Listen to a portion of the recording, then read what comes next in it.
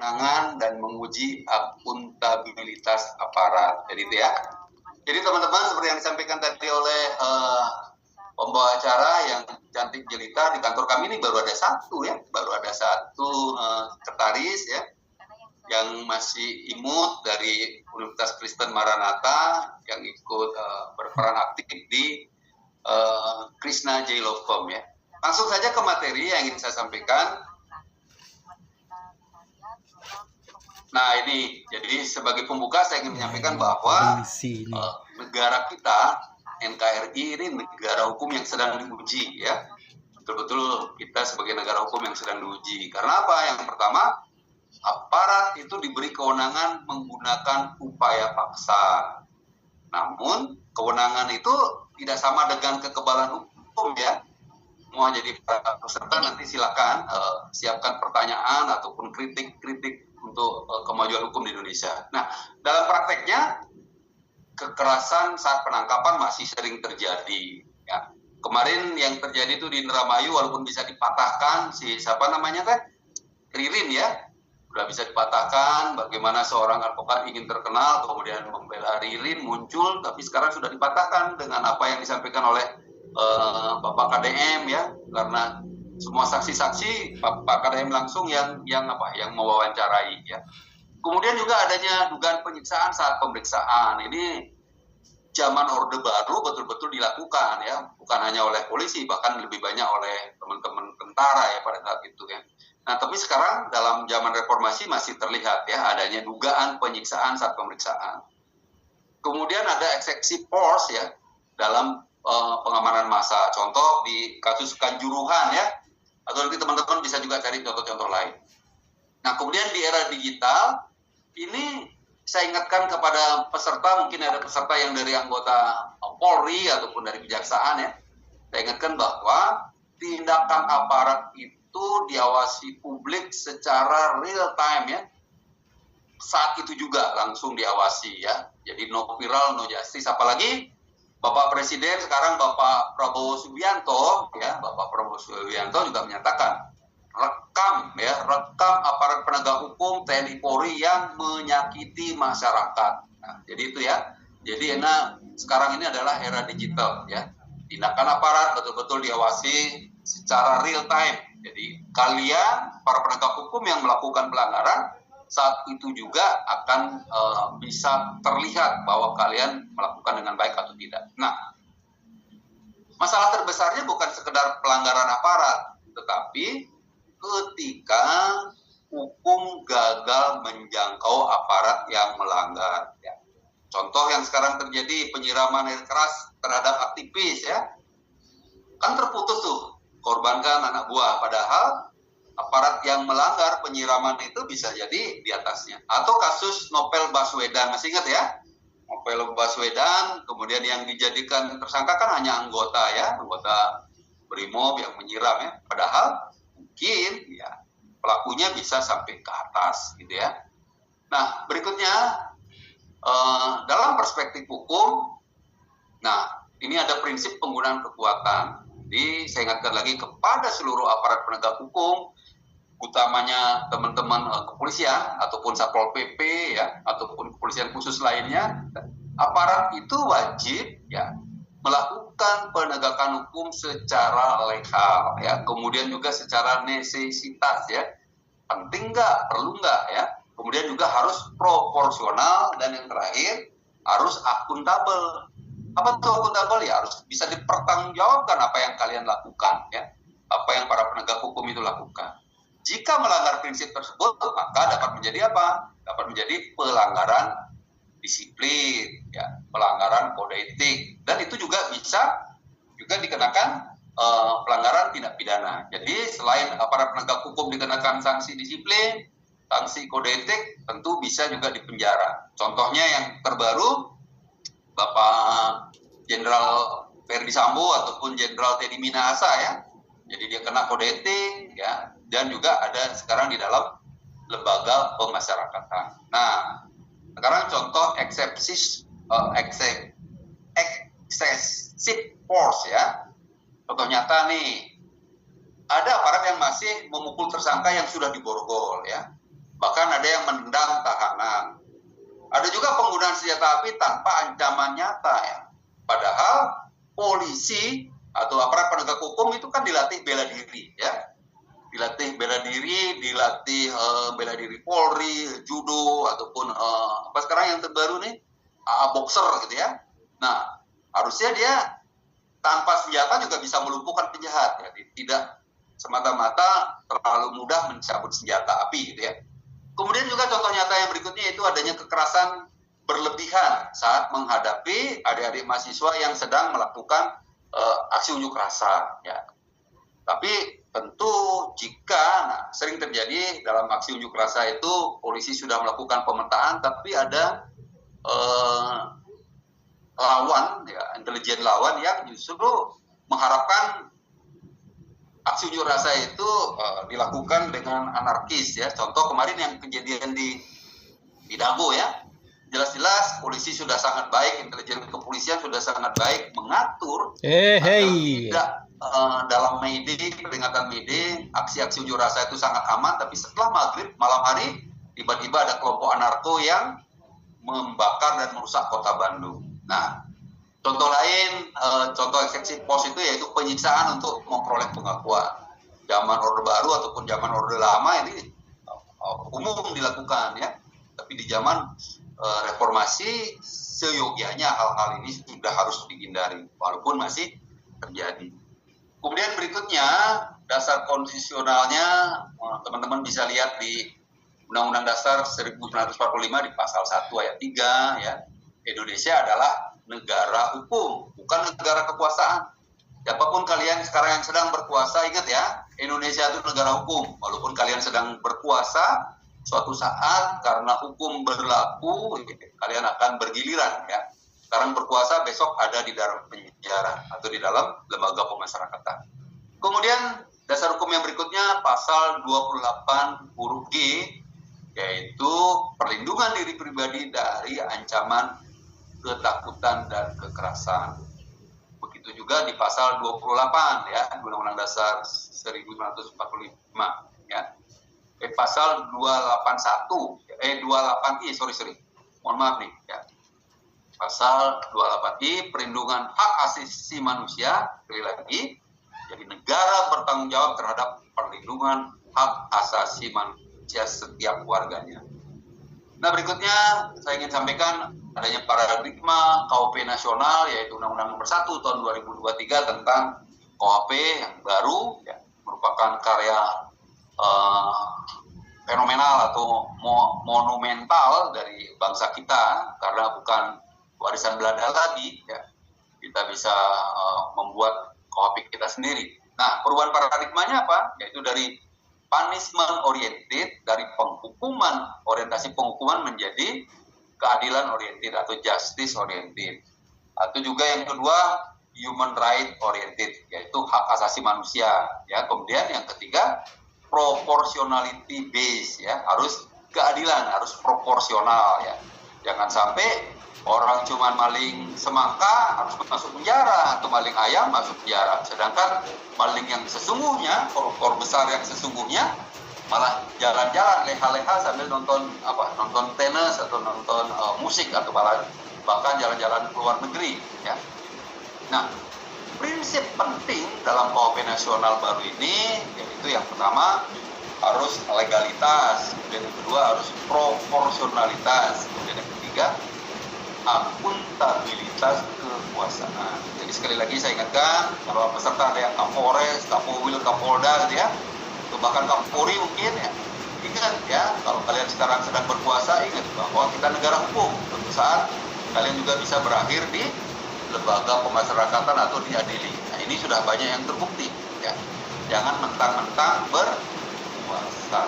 Harus ingat ya, bahwa kita negara hukum, bukan negara kekuasaan. Bahkan mungkin pemimpin tertinggi negeri ini kalau melakukan kejahatan, ya, bisa berakhir juga di dalam lembaga pemasyarakatan atau di pengadilan. Jadi sekali lagi saya ingatkan bahwa Negara Kesatuan Republik Indonesia adalah negara hukum, bukan negara kekuasaan. Jangan mumpung berkuasa, ya. Orang yang mumpung berkuasa hati-hati, begitu pensiun bisa jadi stroke ya. Oke, berikutnya. Nah, kasus kekerasan oleh aparat di Indonesia ini masih menjadi sorotan yang sangat serius ya. Laporan Amnesty Internasional tahun 2026, tahun sekarang ya. Ini sudah tercatat itu di bulan kemarin ya. 34 warga sipil menjadi korban pembunuhan di luar hukum oleh aparat. Nah, pelaku ini didominasi oleh Polri ya, dalam setahun terakhir. Kasus terbaru untuk mencakup dugaan pembunuhan pelajar di Tual oleh Kota Brimob dan kekerasan terhadap jurnalis mahasiswa di Malang. Ya.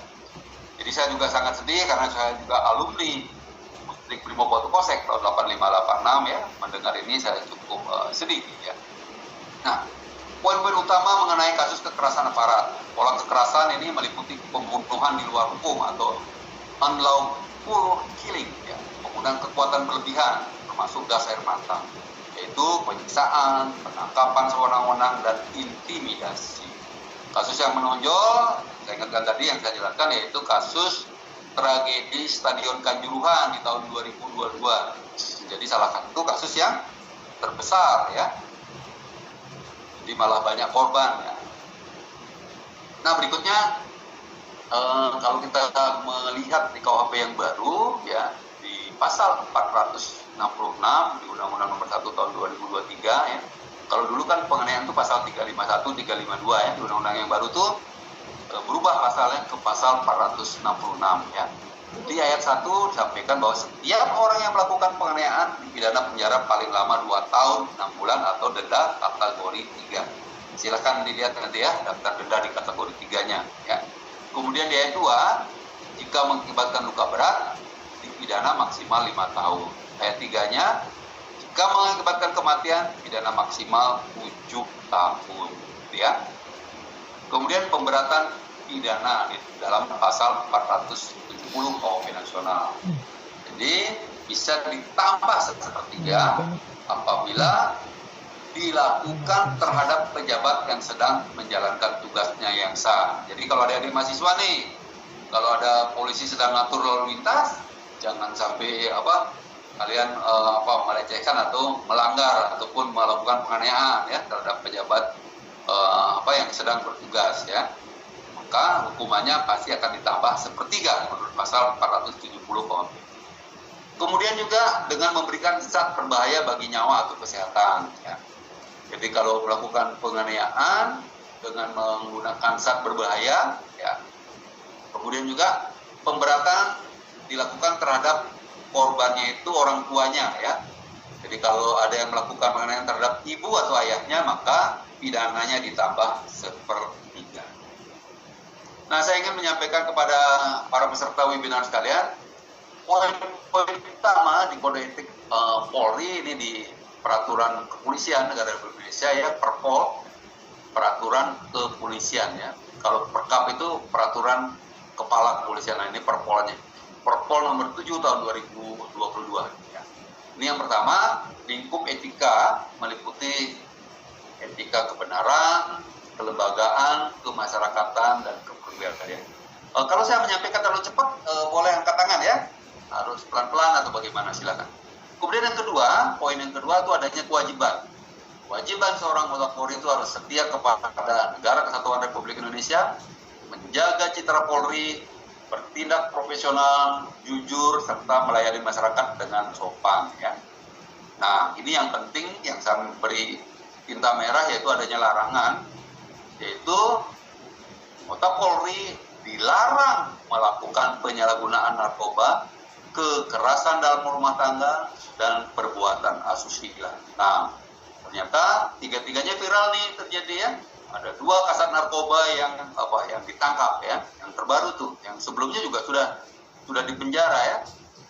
Nah, ini ada yang terbaru lagi. Ada juga ya yang melakukan KDRT terhadap istrinya, terhadap anaknya. Dan bahkan ada yang melakukan perbuatan asusila terhadap calon poluan ya. Nah, ini cukup viral. Kemudian larangan yang kedua, menerima suap atau gratifikasi, melakukan pemerasan dan bertindak sewenang-wenang. Kemudian yang ketiga, terlibat dalam paham radikal atau eksklusivisme ya, ya, eksklusivisme. Kemudian juga yang terbaru yang diingatkan terus oleh Kadif Propam ya, tentang polisi dilarang live streaming saat bertugas.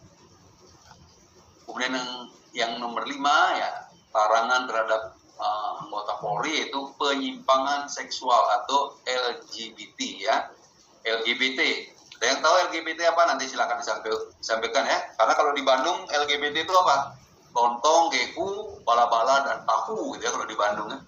Kalau teman-teman lain ya, LGBT itu apa? Lesbian, gay, biseksual, dan transgender ya. Jadi anggota Polri dilarang itu ya. Melakukan perzinahan dan perselingkuhan juga dilarang. Kemudian poin 4 yaitu poin yang keempat nih, penegakan dan sanksi. Pelanggaran terhadap kode etik diproses melalui sidang komisi Kode Etik Polri yang disebut dengan KKEP. Ya. Sanksinya dapat berupa apa? Sanksi etika. Ya. Perilaku pelanggar dinyatakan sebagai perbuatan tercela, kemudian wajib meminta maaf. Kemudian ada sanksi administrasi. Ya.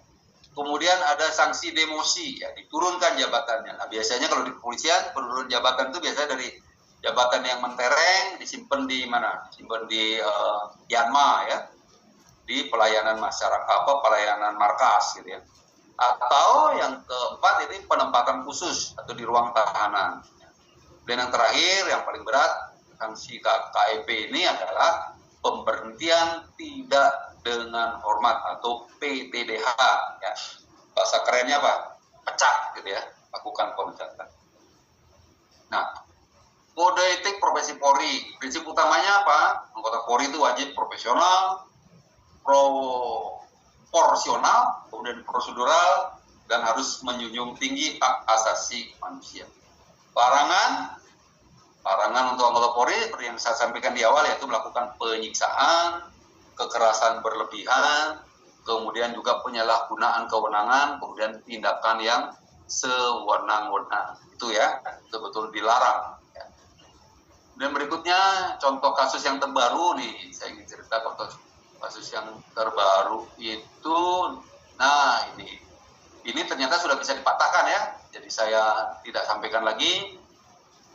Ini apa yang disampaikan oleh kemarin itu namanya pengacara yang baru itu yang membuat fenomenal itu siapa? Tony siapa ya? Pengacara Tony Indramayu, Tony M ya. Tapi sudah dipatahkan. Ternyata apa yang dilakukan Polres Indramayu betul-betul sudah sangat profesional. Jadi Ririn yang menyebut Prius sebagai saksi kunci itu bohong ya. Ternyata pelaku utama, walaupun kita harus bersabar menunggu nanti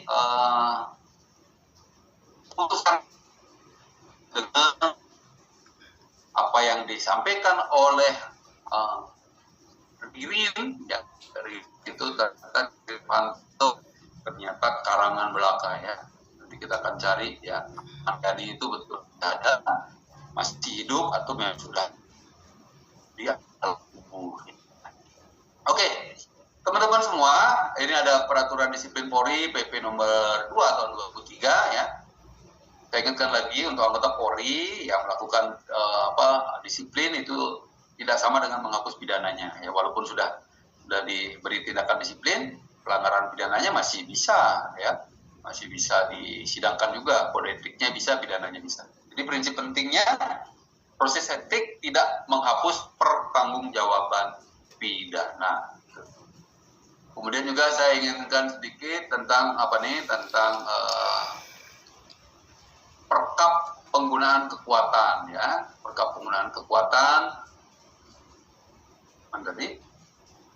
Nah ya, di prinsip penggunaan kekuatan itu harus betul-betul legal. Kemudian necesitas, apakah perlu atau tidak, ya harus proporsional dan akuntabel. Jadi ada tahapan-tahapannya ya. Jadi pentahapannya jelas. Jadi yang pertama, kalau yang unjuk rasanya berapa ya harus polisinya harus lihat banyak, jangan asal ya. Kehadiran polisi harus memiliki dampak deteren ya, untuk bisa mencegah. Kemudian tahapan yang kedua adanya perintah lisan. Nah, yang ketiga dilakukan kendali tangan kosong ya, kendali lunak sebetulnya. Kemudian kalau tangan kosongnya tidak bisa, baru pakai kendali keras. Setelah itu baru pakai alat tumpul, gas air mata dan lainnya. Penggunaan senjata api itu merupakan ultimum remedium, merupakan langkah terakhir ya. Jika ada pelaku yang tiba-tiba menyerang anggota Polri atau masyarakat lain yang bisa mematikan, nah, baru bisa digunakan senjata api dengan ultimum remedium. Jadi penggunaan senjata api merupakan langkah terakhir dalam tahapan penggunaan kekuatan. Kemudian excessive force ya, penyalahgunaan contohnya memukul tersangka yang sudah nyerah ya, penyiksaan saat pemeriksaan, kemudian tindakan represif yang tidak proporsional, kemudian penembakan tanpa ancaman nyata. Jadi jangan terlalu gampang nyabut senjata ya. Konsekuensinya bisa pidana, ya, bisa etik, bisa perdata. Nah, kenapa bisa perdata? Karena kerugian itu bisa digugat ya. Jika teman-teman para penegak hukum yang memukul tersangka, kemudian sampai masuk rumah sakit, nah ada tuh bisa diminta ganti ruginya, ya. Termasuk juga pelanggaran hak asasi manusia. Nah, yang terjadi sekarang budaya impunitas ya, culture of impunity. Nah, ini masih terus terjadi ya. Budaya impunitas adalah keadaan ketika pelaku pelanggaran hukum, terutama yang memiliki kekuasaan dan atau jabatan, tidak diproses, ya, tidak dihukum atau lolos dari pertanggungjawaban hukum meskipun diduga melakukan pelanggaran. Ini masih sering terjadi. Tapi ingat ya, hukum di dunia mungkin tidak kena terhadap yang bersangkutan, tapi jangan lupa hukum Tuhan atau hukum karma ya, itu pasti akan terjadi ya. Yang disebut dengan hukum tabur tuai ya, hukum sebab akibat ya. Jadi, kalaupun di dunia nanti tidak kena karena budaya impunitas ini, karena masuk dalam lingkaran kekuasaan kemudian tidak masuk berada melakukan kejahatan-kejahatan ya. Jadi sederhananya dalam budaya impunitas ini orang yang punya kekuasaan merasa bisa melanggar hukum tanpa takut dihukum. Ini terjadi pada zaman Orde Baru ya. Nanti silakan cari contoh-contohnya. Nah, dalam konteks aparat, budaya impunitas terjadi ketika pelanggaran aparat itu ditutupi. Kemudian proses hukum yang tidak transparan. Kemudian hanya diselesaikan secara internal. Nah, ini yang masih terjadi ya. Apalagi yang dilakukan oleh aparat bukan penegak hukum, tetapi sekarang sepertinya seolah-olah diberikan tempat untuk melakukan penegakan hukum ataupun pengamanan ya. Kemudian juga dalam konteks aparat hukumannya sangat ringan, padahal dia melakukan kejahatan ya. Contoh tadi ya, melakukan KDRT ataupun melakukan pelecehan seksual, tapi karena orang hebat gitu ya, jabat hebat, hukumannya ringan, cuma hukuman disiplin saja. Padahal itu harusnya dipecat, gitu ya. Kemudian dalam konteks aparat ini korban juga sulit mendapatkan keadilan. Ini sering terjadi. Nah, teman-teman, ciri-ciri budaya impunitas itu yang pertama, pelaku jarang dihukum, kasus berhenti di mediasi atau di etik internal atau klarifikasi, ya, minta maaf, gitu ya, di media sosial seperti itu, ya. Dan sering juga cirinya itu solidaritas kop berlebihan. Teman-teman bisa tebak lah ya, yang disebut dengan solidaritas kop yang berlebihan ya. Banyak kasus cebongan, kasus apa lagi ya, banyak lah ya. Kemudian institusi lebih fokus melindungi anggota daripada menegakkan hukum ya. Untuk nama baik institusinya atau korupnya ya, anggota yang jahat itu dilindungi daripada menegakkan hukum. Kemudian yang ketiga, korban tidak percaya ya. Korban justru sering disalahkan, diintimidasi serta dipersulit laporannya. Ini sering terjadi. Betul-betul korban datang tapi tidak dilayani, bahkan diintimidasi untuk tidak lapor gitu ya. Kemudian juga transparansi lemah ya, proses tertutup. Publik tidak tahu perkembangan kasusnya. Apa dampak daripada budaya impunitas ini? Dampaknya yaitu yang pertama, menurunnya kepercayaan publik atau kepercayaan masyarakat ya. Masyarakat merasa hukum hanya tajam ke bawah dan tumpul ke atas. Ini masih terjadi saat ini. Kemudian yang kedua bisa memicu kekerasan berulang karena pelaku merasa aman ya, tidak akan dukung. Nah, jadi bisa jadi karena dia merasa dirinya aman, dia semena-mena dan terus melakukan kesemena-menaannya. Ini masih terjadi. Kemudian yang berikutnya dampaknya yaitu ini bisa merusak negara hukum. Padahal dalam prinsip negara hukum semua orang itu sama di depan hukum. Teman-teman masih hafal kan? Bahasa Latinnya itu equality before the law. Ini ada dalam asas-asas hukum pidana ya. Jadi sekali lagi dampak budaya impunitas itu merusak negara hukum ya. Padahal seperti yang saya sampaikan di awal bahwa NKRI, Negara Kesatuan Republik Indonesia adalah negara hukum. Semua orang sama di hadapan hukum. Equality before the law. Contoh sederhananya apa? Misalnya ada aparat yang melakukan kekerasan terhadap warga, namun tidak diproses pidananya, hanya dimutasi aja, dipindahin. Bahkan ada yang pura-pura dipecat ya, ternyata tidak dipecat ya.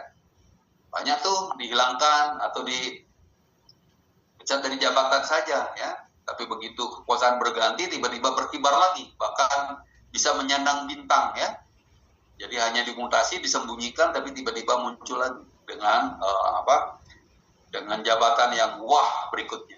Nah, kemudian contoh sederhananya aparat melakukan kekerasan terhadap warga namun hanya minta maaf aja atau kasusnya bahkan menghilang. Nah, ini adalah bentuk-bentuk impunitas. Berikutnya para peserta webinar, budaya impunitas dalam perspektif hak asasi manusia. Budaya impunitas ini sangat-sangat berbahaya. Karena apa? Karena menghalangi keadilan, melanggengkan penyalahgunaan kekuasaan, kemudian melemahkan perlindungan hak asasi manusia. Jadi budaya impunitas ini adalah musuh terbesar negara hukum. Ya, sekali lagi saya ingatkan, kita bukan negara kekuasaan, kita bukan Korea Utara. Ya. Jadi budaya impunitas adalah musuh terbesar negara hukum. Karena hukum akhirnya tunduk pada kekuasaan, bukan kekuasaan yang tunduk pada hukum. Ya. Jadi sekali lagi bukan kekuasaan tunduk pada hukum. Nah, ini budaya impunitas. Ya. Harusnya ya kalau NKRI negara hukum, ya kekuasaan itu harus tunduk pada hukum. Oke, ini berikutnya yang pernah terjadi dalam budaya impunitas ya. Ini kasusnya, nah contohnya inilah yang dalam foto-foto mungkin teman-teman bisa lihat ya. Andri Yunus, ya dia menyatakan nggak mau hadir di pengadilan militer gitu ya. Kemudian kasus Andri Yunus bagian dari operasi Intelijen. Belum lagi kasus yang dulu ya, ini seorang alumni Akademi Kepolisian, acting tahun 2000 berapa nih ya, Novel Baswedan ya. Nah ini ya. Belum lagi itu ada tulisan kecil di situ, silakan cari ya, silakan para peserta cari contoh sebanyak-banyaknya budaya impunitas yang masih terjadi. Ya. Contohnya sekarang adalah tim mawar ya, oke, silakan cari. Oke, kekerasan terhadap aparat. Nah ini sebaliknya. Saya ingatkan kepada seluruh peserta bahwa aparat juga adalah manusia. Aparat adalah subjek perlindungan hukum. Dalam praktik penegakan hukum, kekerasan tidak selalu dilakukan aparat terhadap masyarakat. Namun, juga terjadi, yang sering terjadi apa? Pengeroyokan terhadap polisi. Ya. Tapi kemarin sempat ada yang viral tuh. Padahal ada orang pakai kaos polisi, sering nongkrong di kantor polisi, di pos polisi, padahal dia bukan polisi. Ya. Nah, yang melakukan pelecehan terhadap anak kecil ya, ternyata orang itu Pak Ogah gitu ya, Pak Ogah yang sering ada di pos polisi menggunakan kaos polisi, ya, itu bukan ya.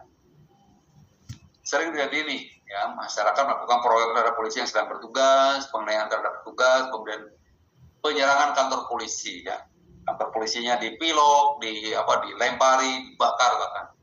Kemudian juga ada perlawanan brutal saat penangkapan. Nah, dalam kasus yang di Indramayu dilakukan penangkapan, ada melakukan perlawanan untuk kabur ya, dilakukan penembakan terhadap ini. Yang kemarin juga terjadi ini pembakaran kendaraan aparat, masih sering terjadi. Kemudian juga adanya doxing. Teman-teman masih ingat ya apa artinya doxing ya? Doxing atau intimidasi digital ya. Jadi doxing itu menyebarkan data pribadi seseorang di internet tanpa izin dengan tujuan mempermalukan, mengancam, menyerang atau membahayakan orang tersebut. Ya. Ini sering terjadi. Bahkan yang sering terjadi itu kalau korban doxing itu adalah orang yang punya pinjol ya, pinjol macet, ya, itu sering di doxing gitu ya, data-datanya di share. Ya.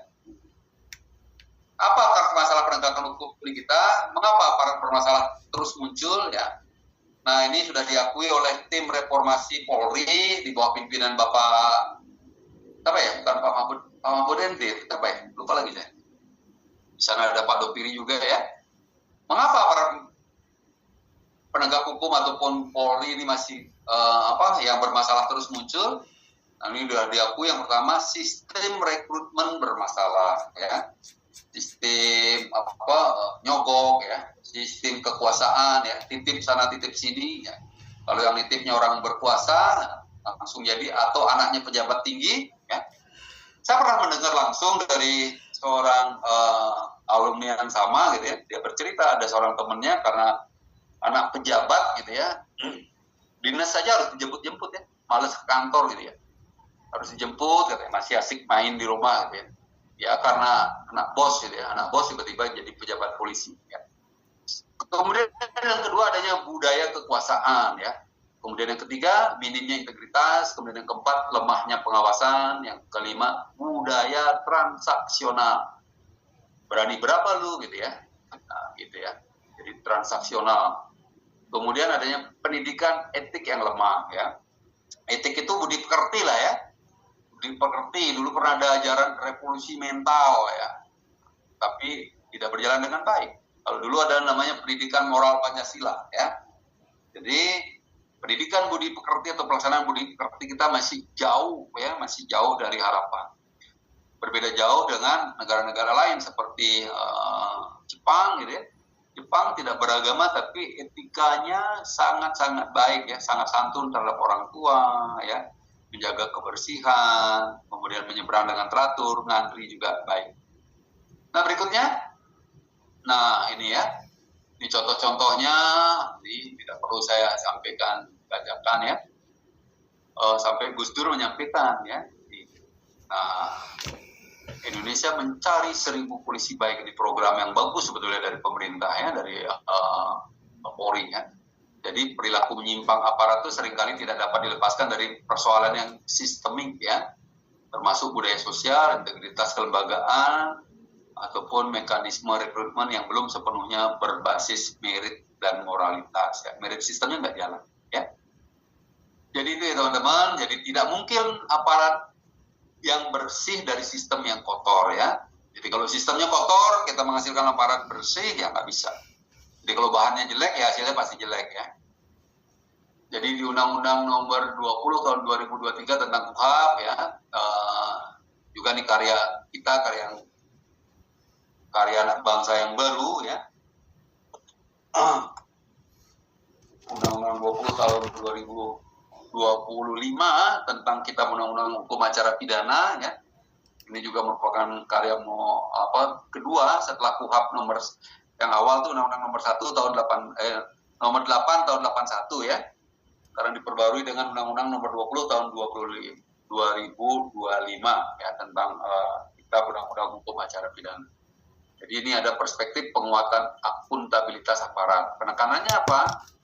Yaitu pengawasan institusi, kemudian adanya transparansi penegakan hukum. Contohnya apa nih? Transparansi penegakan hukum sekarang di semua ruang pemeriksaan ya, harus ada apa? Harus ada kamera CCTV ya. Kemudian yang ketiga, adanya akuntabilitas pejabat publik. Yang keempat tentunya perlindungan masyarakat. Spiritnya adalah aparat adalah pelayan hukum, bukan pemilik hukum.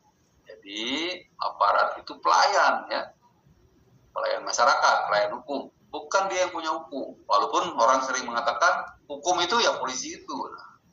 Jadi tidak seperti itu ya. Jadi aparat adalah pelayan hukum. Ya. Jadi sekali lagi itu yang disampaikan di dalam Undang-Undang Nomor 20 Tahun 2025 tentang Kitab Undang-Undang Hukum Acara Pidana yang baru saja ya, diberlakukan. Kemudian di pasal 235 ayat 1 KUHP yang baru ya. Nah, kalau dulu kan kita mengenal alat bukti itu cuma 5 ya, keterangan saksi, keterangan ahli, surat petunjuk, dan keterangan terdakwa. Nah, di dalam pasal 235 ayat 1 KUHP yang baru ya, alat bukti itu ada 8 ya, ada tambahan 3 lagi, yaitu keterangan saksi, keterangan ahli, surat. Nah, petunjuknya hilang ya. Di keterangan saksi, keterangan ahli, surat, petunjuknya itu hilang. Kalau dulu kan petunjuk itu barang bukti kesesuaian antara keterangan tersangka dan keterangan saksi gitu ya. Nah, bisa ya menjadikan petunjuk. Nah, petunjuknya hilang menjadi apa? Menjadi barang bukti, bukti elektronik, pengamatan hakim, dan segala sesuatu yang dapat digunakan untuk kepentingan pembuktian pada pemeriksaan di sidang pengadilan sepanjang diperoleh secara tidak melawan hukum. Jadi alat bukti yang sah menurut pasal 235 ayat 1 KUHP itu bertambah menjadi 8 ya. Alat bukti petunjuknya menjadi hilang, digantikan untuk barang bukti, bukti elektronik, pengamatan hakim, dan segala sesuatu yang dapat digunakan untuk kepentingan pembuktian. Jadi itu yang terbaru atau yang baru di dalam KUHP yang baru ya. Nah, berikutnya masalah utama penegakan hukum di kita di Indonesia yaitu problem yang sistemik ya, adanya budaya impunitas tadi sudah jelaskan ya, solidaritas yang berlebihan tadi sudah saya sampaikan, kemudian lemahnya pengawasan ya, kemudian victim blaming, justru merasa sebagai korban malah ya. Kemudian yang paling utama yaitu minimnya transparansi. Nah, analisis kritisnya Indonesia tidak kekurangan aturan hukum, undang-undangnya udah banyak banget. Jadi yang masih atau sering kurang adalah keberanian menegakkan hukum ya terhadap aparat sendiri. Ya, kalau aparat penegak hukum yang salah ya dihukum ya. Tapi keren lah ya, polisi sekarang ya berbeda dengan dulu ya. Itu masih ABRI, seolah-olah kan kepala hukum. Nah sekarang udah banyak tuh jenderal-jenderal yang masuk penjara ya, bukan hanya tamtama ataupun bindaranya saja, tapi polisi sudah mulai transparan ya. Sudah mulai ada beberapa orang ya, jenderal bintang 1, 2, 3 gitu ya, yang belum ada yang bintang 4 ya. Kemudian solusi strategisnya itu masukan dari kami dari Krishna J. Lopem ya. Solusi strategis yaitu lakukan reformasi internal. Apa tuh? Yang pertama lakukan dengan menggunakan body cam ya, adanya kamera pada badan petugasnya. Kemudian audit penggunaan kekuatan. Kemudian adanya transparansi pemeriksaan. Ini hampir sama dengan yang saya tulis dalam buku saya, transparansi penyidikan dalam kerangka sistem peradilan pidana Indonesia ya, buku kedua saya itu ya. Jadi solusi strategisnya. Kemudian juga lakukan reformasi eksternal. Itu apa tuh? Reformasi eksternal ya, penguatan advokat. Kalau dulu advokat itu kalau mendampingi saksi atau mendampingi tersangka di pemeriksaan kan sifatnya sangat pasif. Nah sekarang dia boleh mengoreksi ya, boleh memberikan masukan. Mohon maaf Bapak penyidik, nah, menurut pendapat saya ABCD, nah, menurut aturan main di dalam KUHP bisa ya. Kalau dulu kan hanya nonton aja ya. Sekarang adanya reformasi eksternal yaitu penguatan advokat untuk bisa memberikan masukan pada saat dilakukannya penyidikan ataupun penyelidikan. Kemudian reformasi eksternal yang kedua, lakukan kontrol publik. Jadi masyarakat harus ikut mengawasi ya. Kemudian yang tidak kalah pentingnya yaitu pengawasan independen ya. Sekarang pengawasan yang disebut dengan komisi kepolisian itu kan belum independen. Masih dapat anggaran dari ORI atau dari mana gitu ya. Jadi belum independen, belum diri sendiri. Nah, jadi reformasi eksternal yang terpenting menurut saya yaitu lakukan pengawasan independen. Nah, sebagai penutup saya ingin menyampaikan negara hukum tidak diukur dari seberapa keras aparat bertindak, melainkan dari seberapa berani negara menghukum aparat yang melanggar hukum.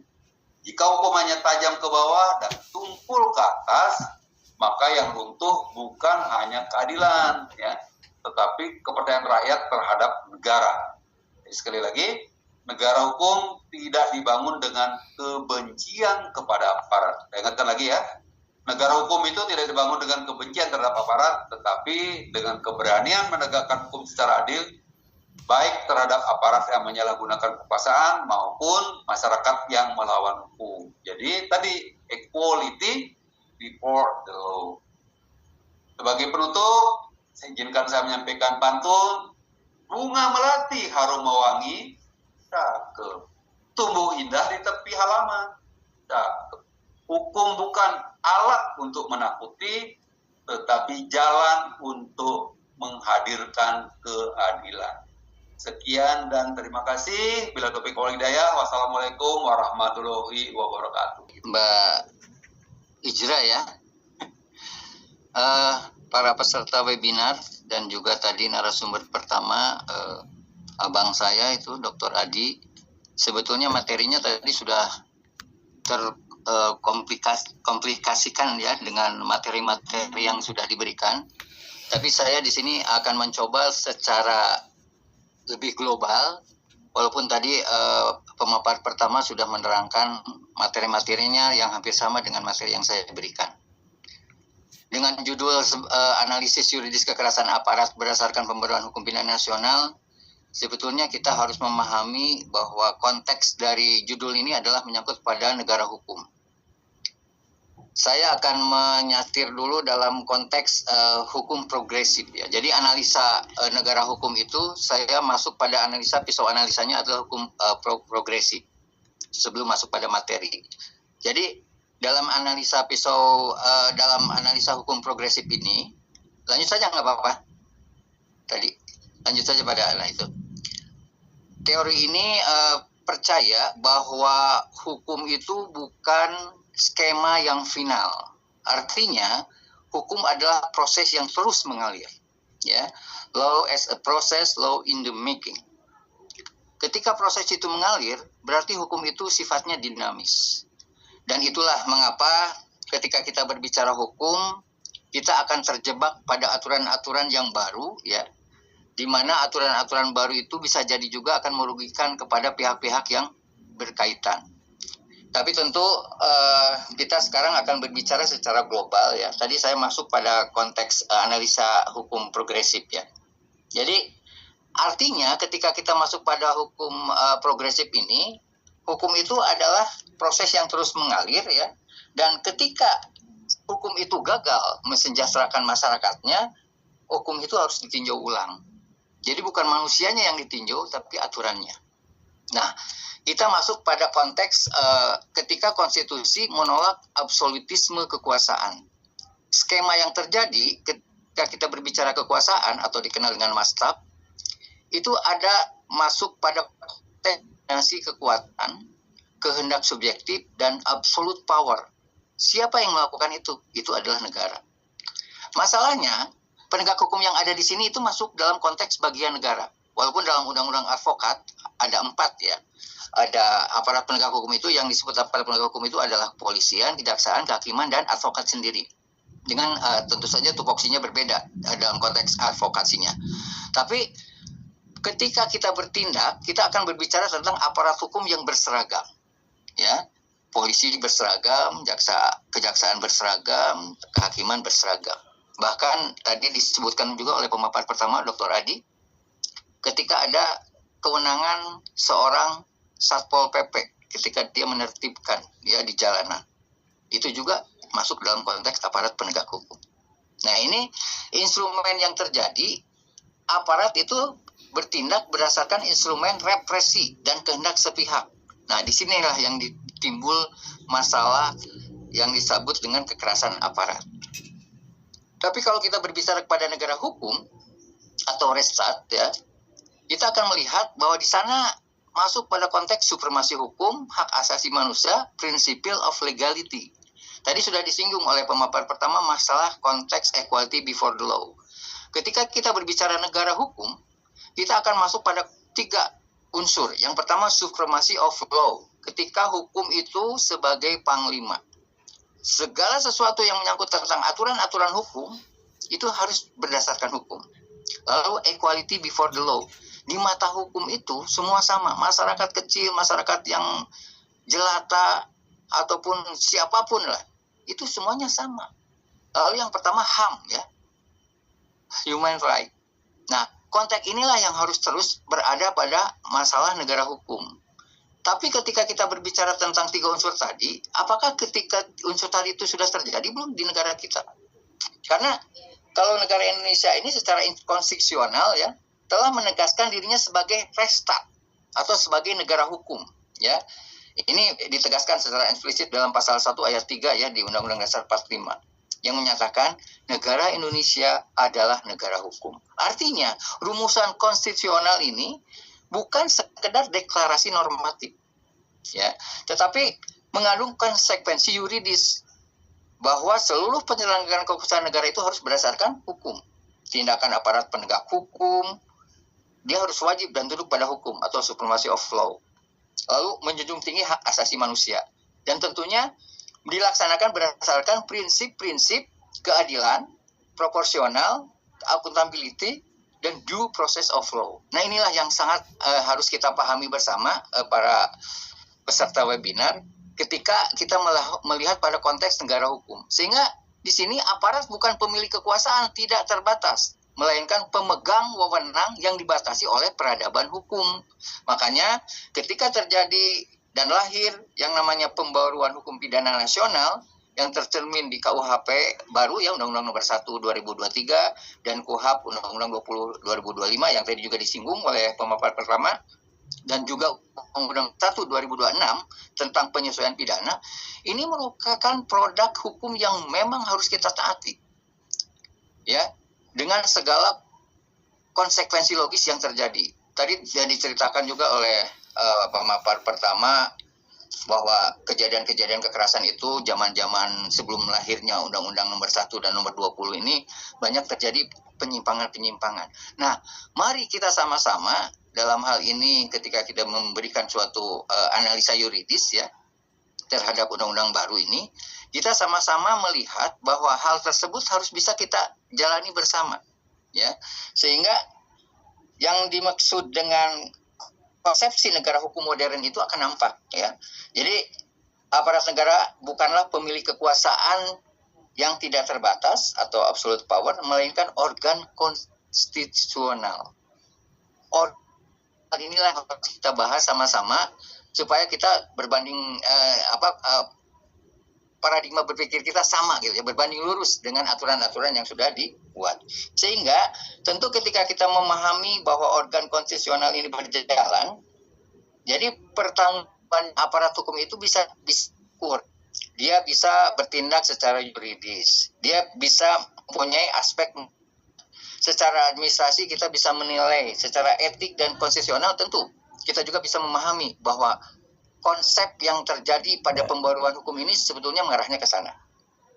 Di sinilah nanti kita akan bisa melihat perbedaan fundamental antara negara kekuasaan atau mastaf dan juga negara hukum. Lanjut.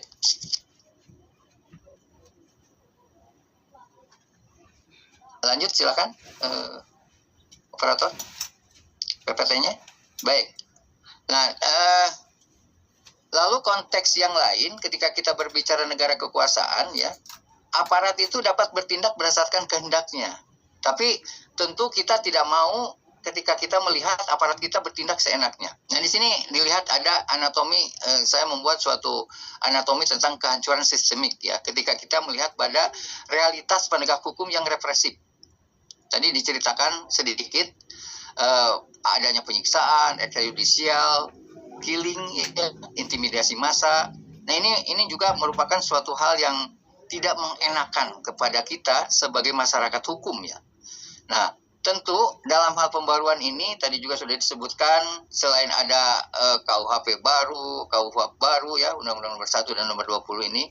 Dalam konteks institusi Polri juga kita mengenal dengan Perpol Nomor 7 tadi sudah disinggung ya tentang kode etik. Perpol juga ada peraturan kepolisian lainnya ya seperti PP Nomor 2 tahun 2003 ya tentang disiplin Polri. Nah, ini juga mengandung makna bahwa sebetulnya kaitannya dengan penegak hukum yang saya singgung sekarang tentang penegak hukum di institusi Polri ya, karena kebetulan saya bagian yang tidak terpisahkan sebagai advokat madya bidang hukum Polda Jabar dan paham betul dengan kondisi kekinian dan memang harus paham ketika banyak aturan-aturan yang timbul dan juga masalah-masalah yang timbul. Jadi tidak berarti dengan aturan-aturan yang baru itu masalah semakin menyempit. Justru keberadaan sekarang yang bisa dilihat dalam faktanya, dengan adanya undang-undang baru ini, ya, ini justru menjadikan institusi Polri itu harus bekerja keras, ya. Artinya khususnya para penyidik, ya. Mudah-mudahan tadi saya melihat pesertanya juga ada rekan saya dari Reskrim Polda, untuk sama-sama melihat bahwa fenomena dan fakta yang ada dalam masyarakat ini semakin kritis. Artinya, tadi juga sudah disinggung ketika misalkan ketika penyidik akan memeriksa pihak-pihak baik calon tersangka ataupun saksi, ya, itu kita tidak bisa seenaknya seperti dulu, ya, dengan tidak, walaupun kita menawarkan apakah Anda harus memakai advokat atau penasihat hukum, tapi kalau tidak apa-apa sendiri. Tapi kalau ada, kami menyediakan. Tapi sekarang dengan adanya undang-undang baru itu, silakan kebebasan itu dilakukan oleh prinsipal. Artinya dia bisa memilih siapapun PH-nya, lalu PH-nya bisa mendampingi secara menyeluruh, ya. Bahkan dia bisa melihat BAP, bahkan dalam pemeriksaannya itu tadi disinggung juga harus ada CCTV. Harus ada kamera. Nah, ini membuat bahwa memang sebetulnya yang dimaksud dengan pembaruan hukum ini sudah mulai terjadi di Indonesia ini, ya, termasuk tentu pada konsep penyelidikan dan penyidikan yang dilakukan oleh para penyidik. Nah, ini saya memberikan suatu anatomi kehancuran sistemik ketika kita melihat bahwa hukum itu represif, ya. Jadi ada pengkikisan legitimasi negara. Hukum dipandang sebagai alat represi saja, bukan instrumen keadilan. Ini sudah bahaya kalau masyarakat melihat bahwa hukum itu seperti itu.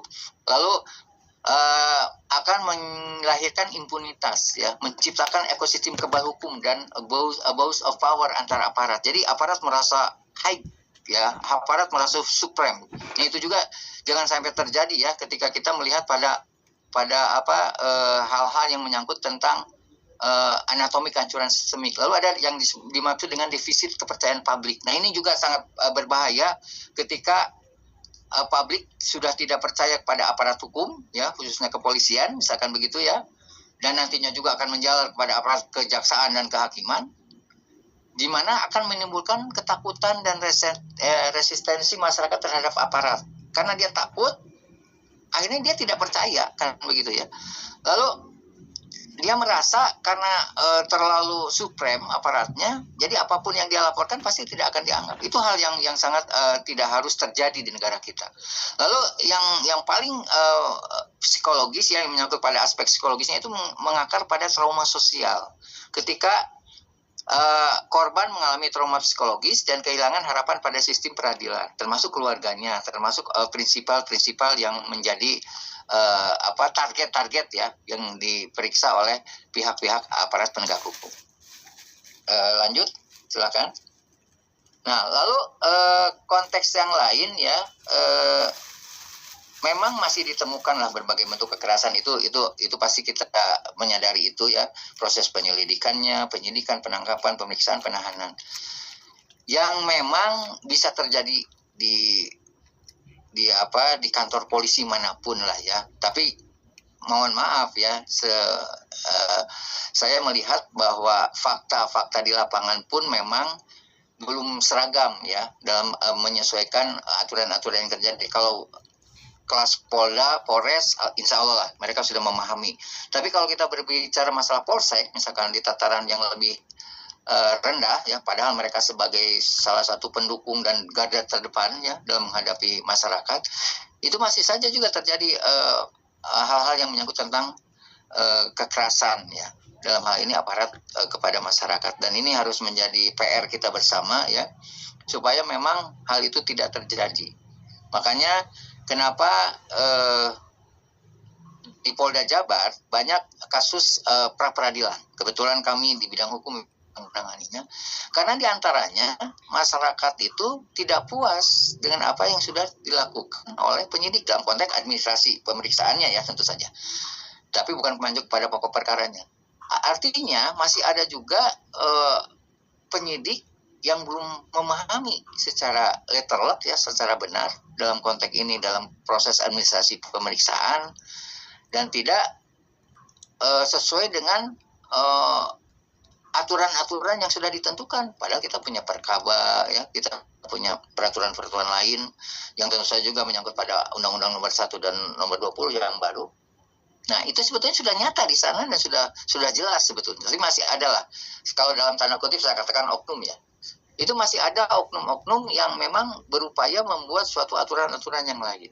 Nah, lalu dalam konteks yang tadi juga sudah dibahas dalam pemateri pertama, ketika pemeriksaan itu melakukan suatu tindak kekerasan, saya dibahas dalam materi saya dalam konteks dekonstruksi makna kekerasan ya. Di sini ada penyiksaan fisik, kekerasan psikis, kekerasan struktural, dan kekerasan simbolik. Nah, ini hal-hal inilah yang nantinya bisa menjadikan masyarakat antipati ya terhadap aparat penegak hukum, masyarakat menjadi tidak percaya ya, apalagi tadi disebutkan juga ada kasus-kasus yang menyangkut tentang aparat yang dilakukan oleh aparat penegak hukum dalam konteks hukum ya. Dan alhamdulillah sebetulnya institusi Polri sudah berada di depan ya, dengan berani memproses orang-orang yang bermasalah, termasuk yang berpangkat bintang kan begitu ya. Ada beberapa jenderal yang sudah diusut, apalagi yang di bawah bintang kan begitu ya, yang bermasalah pasti itu akan lebih kita mengusut itu.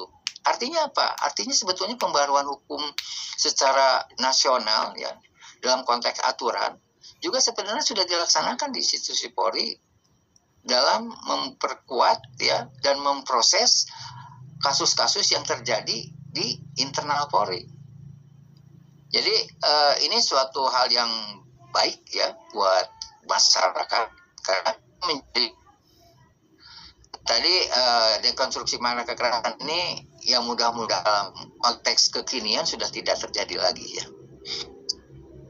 Lalu hal-hal yang menyangkut tentang kekerasan aparat juga memiliki dampak sosial tentu saja ya, yang sangat luas. Tadi di sini saya masuk pada konteks misalkan ketika terjadi suatu kekerasan struktural ya. Jadi menyalahgunakan sistem kekuasaan, menyangkut penangkapan tanpa dasar, penahanan sewenang-wenang, dan kriminalisasi. Ini mudah-mudahan tidak akan terjadi lagi lah dengan adanya undang-undang yang baru ini ya. Nah, ketika kekerasan struktural ini terjadi, ada dampak yang tidak harus kita inginkan. Yang kita tidak inginkan itu diantaranya ketika ada kepercayaan publik terhadap institusi Polri itu jadi rusak gitu.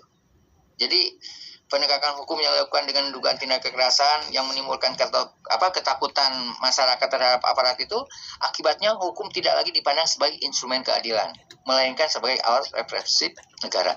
Karena konteks dari undang-undang baru ini kan arahnya ke keadilan, bukan ke kepastian hukum, tapi keadilan. Ya, dulu kita masuknya pada arena kepastian hukum. Jadi kalau yang bersalah kita pastikan dulu nih, ini salah atau tidak. Dia cari dari sudut pandang yang sesuai dengan aturan-aturan dan norma.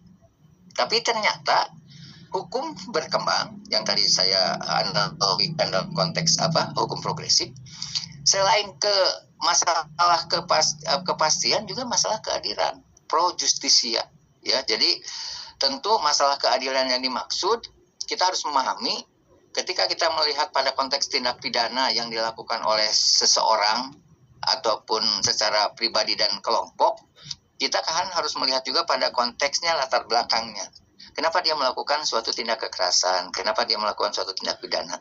Jadi kalau bahasa Sunda mah tidak ujuk-ujuk kan orang membunuh orang mencelakai orang mencelakai atau mencederai orang lain. Pasti harus ada sebab akibat ya, ada sifat kasualistis. Nah, konteks inilah yang nantinya akan bisa dilihat dalam konteks keadilan. Ya, ketika ada perampok datang pada rumah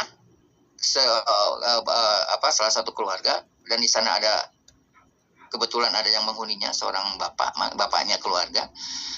Lalu ketika si perampoknya akan mengambil barang dan ketahuan oleh pihak di rumah, lalu dia membawa senjata tajam dan akan menikam kepada penghuni rumah. Tapi penghuni rumah itu boleh dikatakan jago bela diri kan begitu ya. Lalu dia membela dirinya untuk tidak terluka, bahkan membalikkan pisaunya kepada perampok. ini siapa yang bersalah? Apakah orang yang membela dan menhunuskan pisaunya ke perampok yang bersalah, atau perampoknya karena dia sudah ada niat, ada mens rea. Nah, ini juga kan kadang-kadang dalam konteks hukum kekinian ya menjadi suatu debatable ya. Contoh kemarin waktu yang ada penjamret, ada yang dijamret seorang ibu, lalu suaminya mengejar penjamretnya dan kedua penjamretnya itu meninggal karena dia menabrak di jalan, dia menabrak di jalan pohon ataupun pagar karena dia ketakutan dikejar oleh suaminya, dan dia itu di Sleman ya kasusnya ya, di Jogja.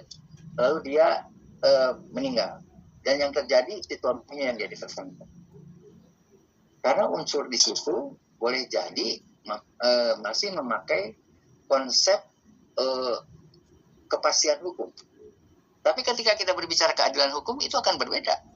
Dan akhirnya tadi betul yang dikatakan oleh pembicara pertama, kita semuanya berdasarkan real time.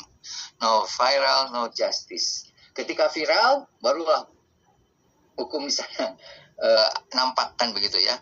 Akhirnya dibebaskan. Tapi ini suatu hal yang harus tidak terjadi lagi ya, hal-hal seperti tadi.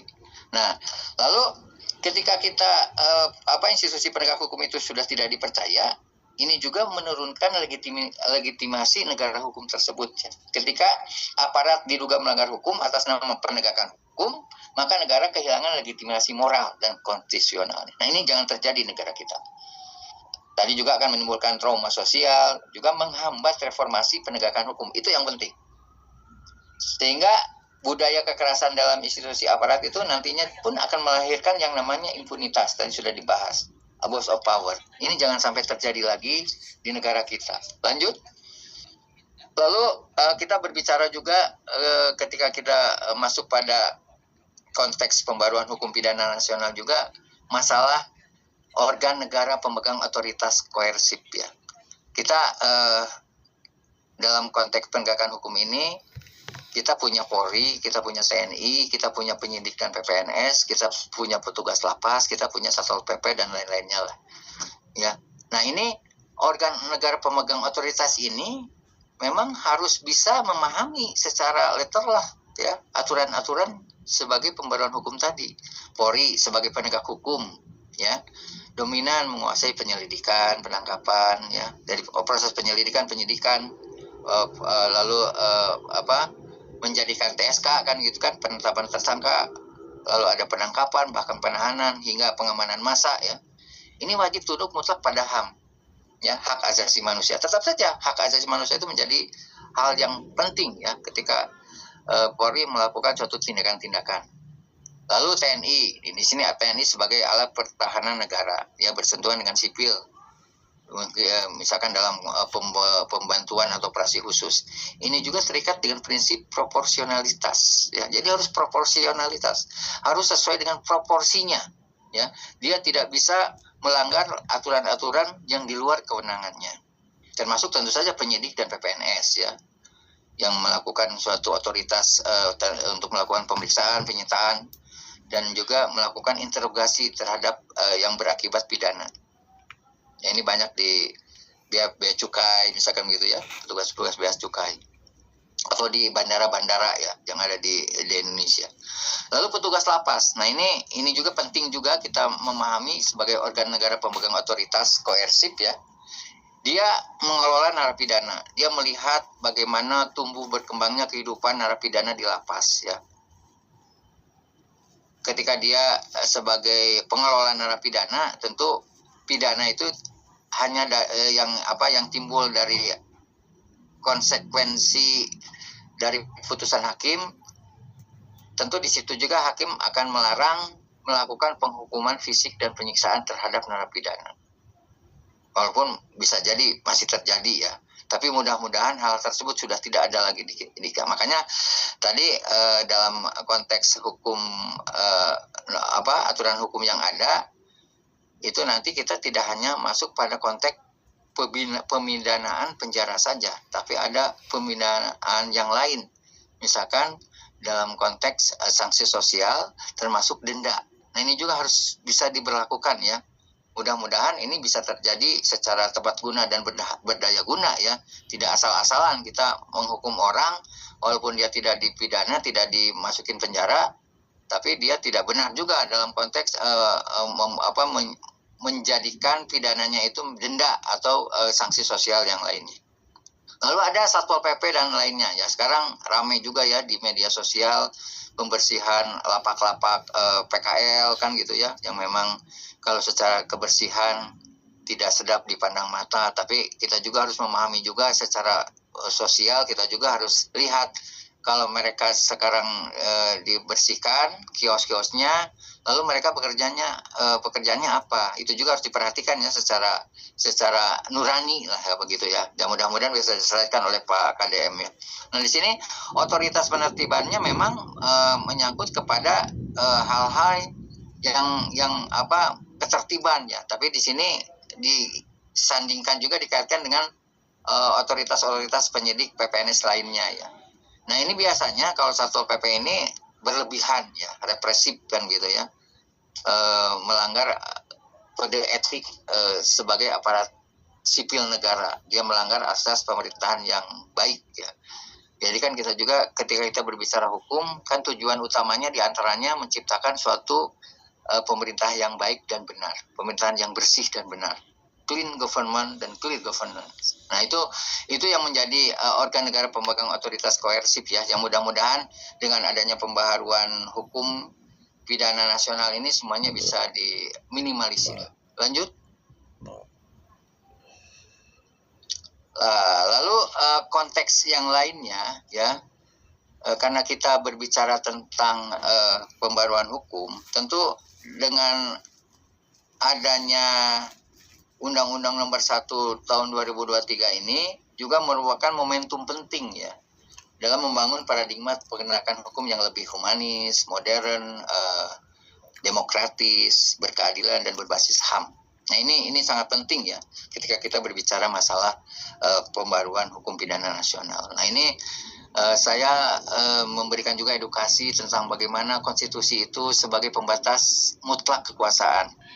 Di sini menyangkut pada Undang-Undang Dasar 45, Pasal 1 Ayat 3, Pasal 28G Ayat 1, Pasal 28 L ya Ayat 1, juga ini menyangkut pada substansi hukum, martabat dan rasa keamanan, juga hak bebas dari penyiksaan. Sebenarnya semuanya sudah diatur secara konstitusional ya di negara kita.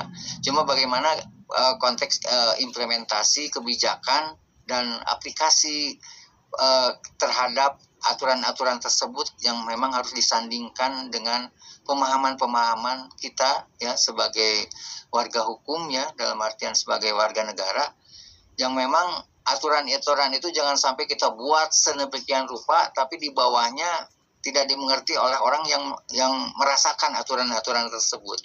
Jadi tentu harus ada simbiosa mutualisme ya, ketika orang membuat sesuatu tapi sesuatu itu harus bermanfaat bagi penggunanya. Nah sama dengan undang-undang juga, ketika ada pembaruan hukum, ada aturan-aturan hukum yang dibuat oleh pemerintah, dia harus bisa menciptakan aturan-aturan itu berguna dan bermanfaat untuk masyarakatnya. Jadi jangan sampai justru masyarakatnya membuat suatu kegaduhan, membuat suatu penyelewengan, dan bahkan aparatnya pun melakukan suatu penyelewengan terhadap aturan-aturan itu. Nah itulah yang harus kita tidak bisa lagi ditolerir ya dalam konsep pembaruan hukum kita, ketika ada orang-orang yang tidak bertanggung jawab seperti itu. Jadi saya yakin ya, saya kebetulan juga sebagai pengajar ya, sebagai praktisi, sebagai akademisi, saya juga ingin ketika pemerintah membuat sesuatu itu harus berguna dan bermanfaat bagi pemakainya gitu, bagi masyarakatnya. Jadi jangan sampai dengan banyaknya aturan yang baru ya dan yang sudah benar ya kita bahas, tapi kan itu hanya berlaku pada orang-orang yang mengerti dan paham tentang aturan. Tapi bagaimana ketika aturan itu juga dipahami oleh orang-orang sekitar secara global, sehingga komprehensifnya itu berjalan sebagaimana mestinya. Itu ya yang harus kita pahami dalam konteks konstitusi sebagai pembatas mutlak kekuasaan. Lanjut. Sudah dikondisikan. Silakan lanjut. Nah lalu sebetulnya paradok kewenangan kepolisian ini ada di mana ya? Karena kita melihat pada konteks pengertian kekerasan dalam perspektif hukumnya kan gitu ya.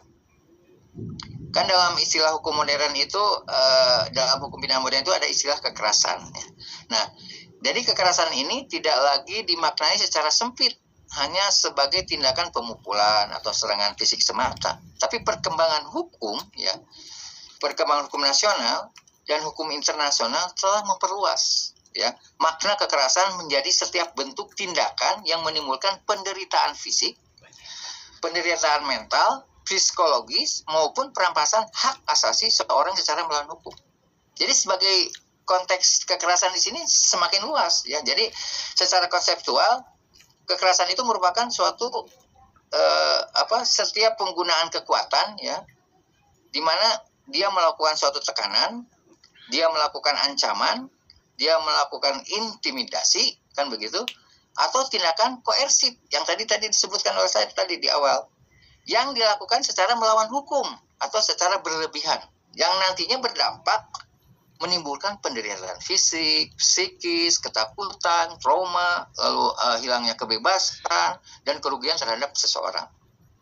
Nah, ini pengertian kekerasan dalam perspektif hukum. Lalu paradok kewenangan kepolisian di sini yang dimaksud di sini menyangkut pada Undang-Undang Nomor 2 tahun 2002 ya. 2002 ya. Di sini melihat ada dimensi memaksa ya. State coercive power. Jadi memang tugas kita ini dalam hal ini institusi Polri itu menangkap, menahan, menggeledah hingga menggunakan senjata api. Tapi dalam hal lain kita juga melihat ada dimensi pelindung sipil, civilian police ya. Di mana polisi ini, penyidik ini harus mengayomi, harus melayani, menjunjung tinggi martabat dan melindungi hak masyarakat. Nah, kedua sisi inilah yang harus betul-betul dirasakan ya, dan juga dipraktekkan ya dalam konteks kekinian, khususnya pada masyarakat yang semakin kritis, yang semakin pintar, yang semakin cerdas ya, apalagi didukung oleh aturan-aturan yang baru. Nah, disinilah kita harus melihat, memilih dan memilah. Kewenangan kepolisian itu harus berbanding lurus ya dengan kaitan-kaitan dimensi kekuasaan yang sifatnya memaksa dan dimensi pelindung sipil. Nah, ini juga harus bisa difahami ya secara benar, sehingga tentu ketika paradok kewenangan kepolisian ini dijalankan dengan baik ya, kita akan menjadi profesional. Ini sudah termaktub dalam pasal 19 ayat 1 ya di Undang-Undang Nomor 2 ini. Polisi yang profesional bukan yang ditakuti karena represivitasnya, melainkan yang dipercaya karena kemampuannya, profesionalismenya, di mana dia bisa mengendalikan kekuasaan sesuai norma hukum dan HAM. Inilah yang kita cita-citakan dalam konteks kekinian ini. Kita ingin menjadikan kepolisian itu sebagai bisa dipercaya dan bisa mengendalikan kekuasaan sesuai dengan norma hukum dan HAM. Sehingga tentu kekerasan itu tidak akan terjadi lagi ya, baik fisik maupun psikis. Lanjut. Nah, lalu hal-hal yang lain ya, yang memang menjadi pembaruan hukum di sini juga ada yang disebut dengan parameter legalitas penggunaan kekuasaan negara. Di sini tetap HAM sebagai kekuatan yang melekat ya, karena kita melihat juga pada konsep kekerasan-kekerasan yang terjadi ini kan banyak yang tadi ada kekerasan fisik, ada kekerasan struktural, ada kekerasan simbolik ya. Lalu penyiksaan bisa saja terjadi ya dalam konteks yang lama ya. Lalu konteks kekerasan dalam perspektif negara hukum. Ketika ajas-ajas ini timbul ya dan melekat, harusnya kita melihat ya bahwa konteks kekuatan negara itu sudah diatur dengan sebagaimana mestinya ya. Dalam Undang-Undang Nomor 1 2023 itu kan dibangun humanisasi hukum pidana, dibangun yang namanya perlindungan HAM, dibangun dengan adanya pembatasan penyalahgunaan kekuasaan dan penghormatan terhadap martabat manusia. Nah, tentu kita melihat pada konteks ajas legalitas ini bahwa apapun yang dilakukan parameternya tindakan apapun yang dilakukan oleh aparat penegak hukum ya, di sini disebut setiap tindakan paksa wajib memiliki dasar hukum yang sah, itu memang menjadi fundamen ketika kita melaksanakan suatu penyelesaian perkara ya, khususnya dalam konteks pengertian perkara pidana misalkan gitu. Lalu diperlukan juga yang namanya asas necesitas ya, kekuatan fisik murni sebagai upaya terakhir apabila sangat diperlukan. Lalu ada juga asas proporsionalitas yang tadi saya sebutkan di sini, ketika kita mau berlaku sebagai aparat penegak hukum yang proporsional ya, tentu dia akan mengundang suatu kaitannya dengan humanisasi ya, humanis ya, sifatnya menjadi humanis ya. Kekuatan jadi dia menjalankan tugasnya itu baik profesional maupun proporsional itu bisa dijadikan landasan hukum ya terhadap penyelesaian sengketa. Nah, dari kalau konteks dalam perlindungan hak asasi manusia ini, yang dimaksud dengan proporsionalitas ini adalah kekuatan yang dikerahkan harus seimbang dan tidak berlebihan terhadap ancaman. Artinya memang kekuatan-kekuatan yang ada pada dimensi hukum ya, memang harus berbanding lurus ya dengan kekuatan-kekuatan lainnya. Lalu di sini juga saya menyebutkan ada azas akuntabilitas ketika setiap hal-hal kekerasan, tembakan, pukulan atau penahanan wajib dapat dipertanggungjawabkan di mata hukum. Jadi ada pertanggungjawaban moral. Nah, azas-azas ini biasanya ketika kita pihak kepolisian berhadapan dengan rekan-rekan kita yang ada di jalan, di lapangan. Kemarin ada kasus di Dago, tadi juga sudah dibahas.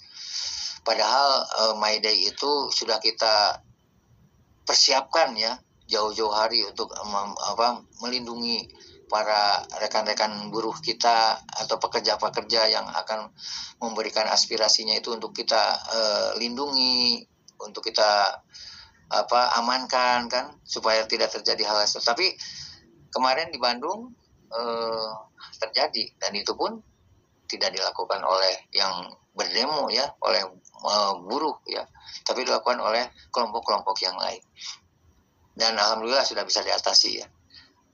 Nah inilah ketika kita melihat pada parameter legalitas penggunaan kekuatan negara, karena tadi juga disinggung kalau kita berbicara tentang kekerasan aparat penegak hukum terhadap masyarakat misalkan begitu ya, tapi jangan lupa ada juga masyarakat yang melakukan kekerasan terhadap aparat hukum. Nah ini terjadi dalam skema demo ataupun hal-hal yang lain yang terjadi di lapangan. Bagaimana ketika rekan-rekan kami yang ada di jalan, dia sedang istirahat atau sedang diam, ada yang menyerang dengan melempar air seni misalkan begitu ya, atau dengan kata-kata kotor, dengan kata-kata yang ya tidak mengenakan lah, ataupun ada yang mengganggu dengan menantang dan lain-lain, kan hal-hal tersebut juga pasti harus difahami secara psikologis ya. Jadi rekan-rekan kami yang di lapangan juga masih muda, yang mengganggunya juga masih muda, ya itulah terjadi tarik menarik ya pikiran-pikiran mereka. Tapi tentu konteks yang terjadi kalau dalam aturan hukum, ya itulah bagaimana kita berbicara tentang keadilan di sana. Ketika orang banyak berbicara tentang pemukulan terhadap mahasiswa, terhadap buruh misalkan begitu, atau siapapun lah yang demo, yang memang dia dipukul gitu karena melakukan suatu aktivitas anarkis misalkan begitu ya. Tapi kalau diam kan tidak mungkin dipukul.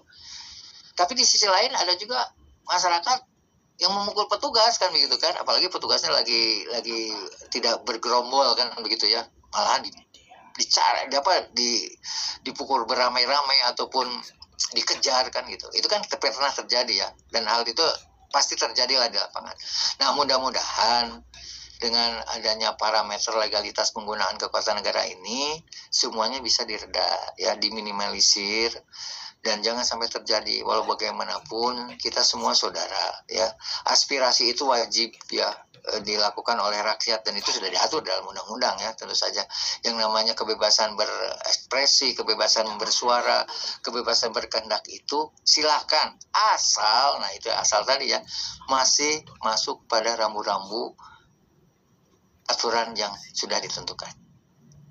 Tetap harus ada tidak absolut ya, artinya tetap harus ada yang menahannya kan begitu ya. Nah, lanjut. Kalau saya PPN-nya sedikit lagi sih. Lanjut. Nah, ini masalah reformasi filosofis hukum pidana ya. Ini tadi saya sebutkan. Dengan adanya Undang-Undang nomor 1, 20 dan juga Undang-Undang nomor 25 ini merupakan sebuah lompatan peradaban. Ya, artinya kita sudah membuat aturan-aturan baru. Bayangkan nih, yang katanya kita dijajah hampir 350 tahun oleh Belanda, dan sampai kemarin sebelum undang-undang baru ini lahir, kita masih mempergunakan itu. Padahal di Belanda sendiri itu sudah dirubah berpuluh bahkan beratus-ratus kali aturan-aturan yang terjadi. Tapi kita baru sekarang, tapi tidak apa-apa. Daripada nanti anak cucu kita terus terganggu lah oleh produk-produk kolonial ya. Jadi kalau kita melihat pada konsep KUHP nasional, misalkan ini contohnya KUHP nasional ya, Undang-Undang nomor 1. Ya, kita melihat ketika kita masuk pada konteks undang-undang yang baru, di sini kelihatan ada orientasi ketika kita melindungi rakyat dari penyalahgunaan kekuasaan aparat, human rights oriented ya. Tapi sebelumnya state oriented. Bahkan dulu itu justru undang-undang itu melindungi negara dan penguasa dari rakyat. Ya memang pasti begitu, yang buatnya juga mereka, kan begitu ya. Mana aja penjajah ingin dirugikan, kan begitu ya. Tapi hal tersebut ini pernah terjadi ketika kita pun sudah merdeka. Ya itu tadi salahnya karena kita belum ada pembaruan hukum, ya gitu ya. Tidak ada perubahan, tapi tidak apa-apa lah. Kita melihat pada konteks kekinian. Nah, KUHP nasional itu bersifat humanis dan demokratis ya. Jadi menolak penyiksaan, aparat dibatasi hukum. Saya kira tadi contohnya ketika penyidik memeriksa orang itu kan harus ada kamera, harus ada CCTV, bahkan advokatnya juga diberikan keleluasaan ya untuk mendampingi secara menyeluruh ya dari awal sampai akhir, bahkan bisa melihat BAP ya. Kalau misalkan ada yang kurang bisa dirubah dengan alasan-alasan yang bisa dipertanggungjawabkan tentunya. Lalu ketika kita berbicara masalah keadilan substansi, restoratif, dan penghormatan martabat manusia, itu semuanya ada dalam orientasi KUHP nasional. Lalu subjek hukum yang bermartabat utuh ya. Karena hal-hal inilah yang harus kita pahami dan harus kita pertahankan ya, supaya memang reformasi filosofisnya ini bisa benar ya, dan juga bisa beradab kan begitu ya, bisa memang sesuai dengan adab yang ada di kamus Pancasila ya, yang kita dijadikan sebagai manusia yang beradab. Lanjut.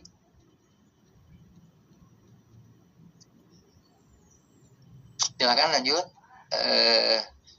Nah ini peta jalan KUHP nasional ya. Jadi dibahas juga, sudah dibahas sebetulnya, saya hanya mengulang-ulang saja. Walaupun nanti ada tambahan-tambahan yang lain.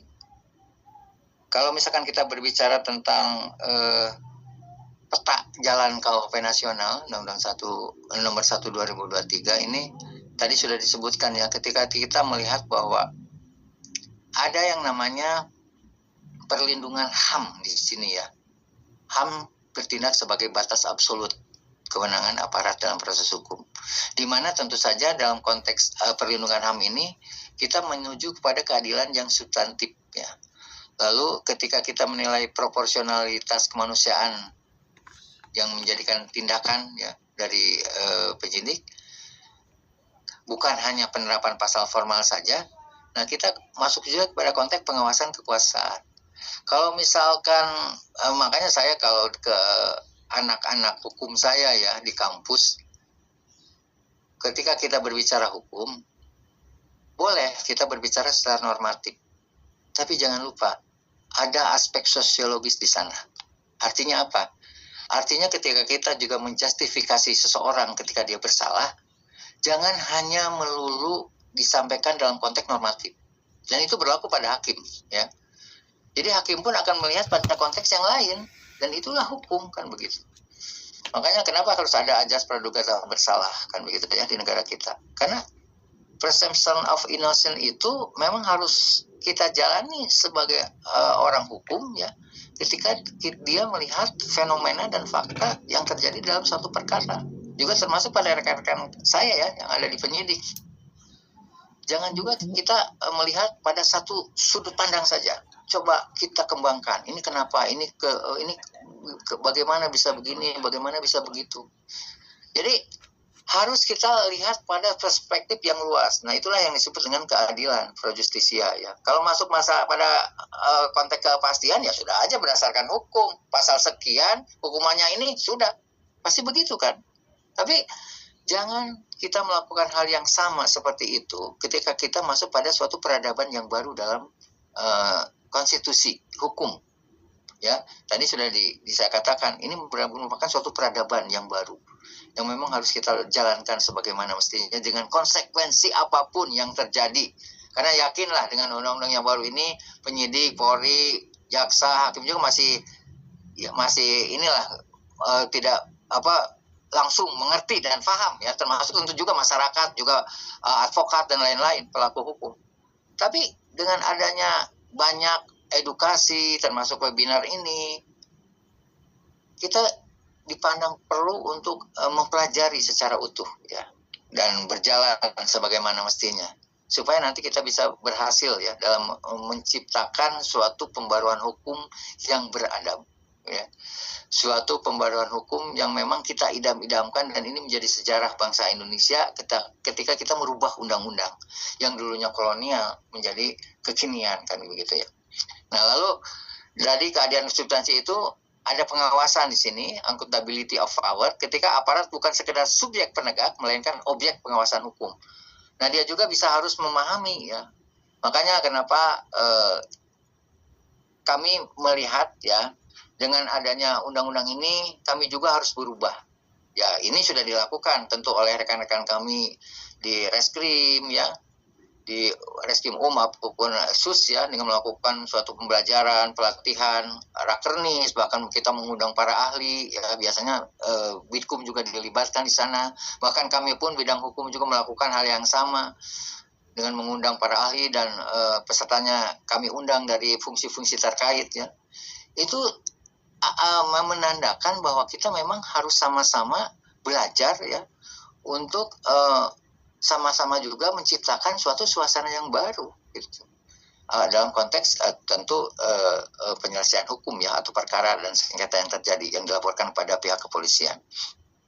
Dan ini juga harus tercermin dan tersentralkan untuk terus juga disosialisasikan pada yang lebih rendah. Artinya institusi kita di Polda yang mendapat pencerahan dari Mabes, misalkan dari Jakarta, lalu kita juga menurunkan untuk turunannya itu kepada institusi-institusi yang di bawah kita, ke Polres, ke Polsek kan begitu. Bahkan ke pribadi-pribadi yang memang secara nyata dia melakukan suatu profesinya itu sebagai penyidik. Jadi tentu undang-undang ini tidak harus diketahui oleh penyidik Polri yang ada di Reskrim SUS, juga PPA, narkoba dan lain-lain ya, tapi semua penyidik ya, yang dimaksud penyidik ini kan kepolisian ya, dia juga harus paham. Bahkan kemarin saya di Bogor menangani masalah peradilan yang bukan satuan fungsinya bukan Reskrim tapi Lantas. Nah, sekarang masyarakat saja sudah memahami kan, kalau ketika dia diperiksa oleh lalu lintas dan dianggap tidak sesuai dengan apa yang diinginkan ataupun tidak sesuai dengan undang-undang, katakanlah begitu, dia bisa menggugat Lantas. Orang Lantasnya kan emang rada bingung juga kan, karena biasa tidak ada yang menggugat, sekarang digugat. Tapi hal itu buat kami tidak masalah.